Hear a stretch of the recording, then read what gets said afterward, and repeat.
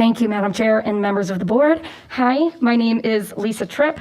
I am a Hollis resident, and I am also a 7th and 8th grade math teacher, as well as a 7th grade ELA teacher at Bonnie Eagle Middle School, on top of working through my master's in teacher leadership, which is as stressful as you imagine it to be. As a teacher and parent within the district, it's interesting to hear the battles, and yes, I mean battles, that occur at these board meetings week after week.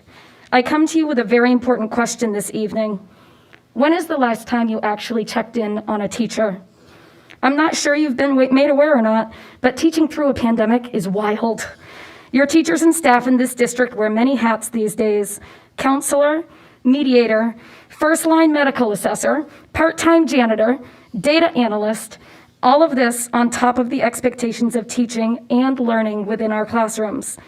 To be honest, if you were to ask a teacher how they were doing right now, they would quickly tell you they are not okay. The world of education is currently extremely messy and overwhelming, and the classroom teacher of today is under an incredible amount of stress with new expectations and initiatives on top of interesting behaviors from a small percentage of students. Seriously, TikTok is the worst. In fact, I shared with a coworker that I deemed last week a success based on the fact that I didn't cry after work on any day. Your teachers are exhausted, but they are doing the best that they can. This is the most stressful and emotionally taxing year of my teaching career, and yet I wouldn't trade my job for anything.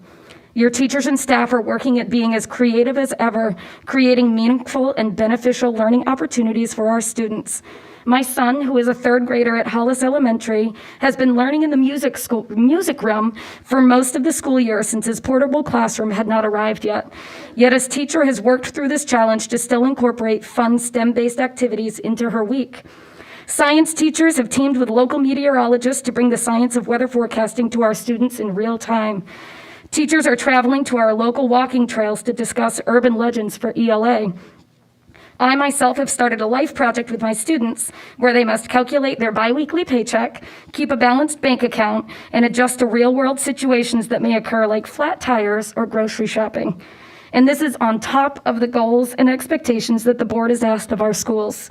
So I ask you, when is the last time you checked on a teacher? It's hard to find the positive in an already stressful and overwhelming world, yet your teachers and staff prepare every day to make the best possible learning experience for our students. I wanted to end with a piece from my writing contest entry from last year. I wrote it while I was lesson planning at home and also recovering from COVID. The ending certainly sums up how I currently am feeling and how I know many of my comrades in education are feeling. 3 minutes. I have a sign that sits in my classroom that states, "The future of the world is in my classroom today." To be in education today is to openly accept that you will carry an ever-growing weight, knowing that your voice will often not be heard or accepted by many.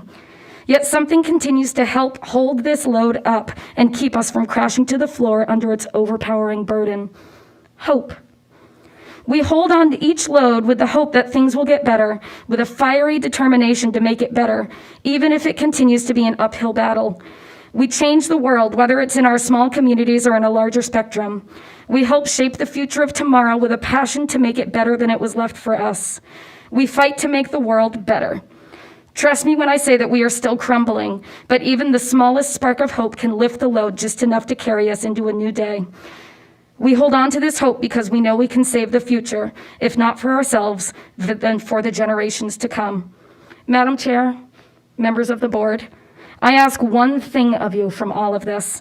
Check in on your teachers and staff because they are stressed, they are overwhelmed, and they are absolutely outstanding in the face of adversity. Thank you. Thank you very much.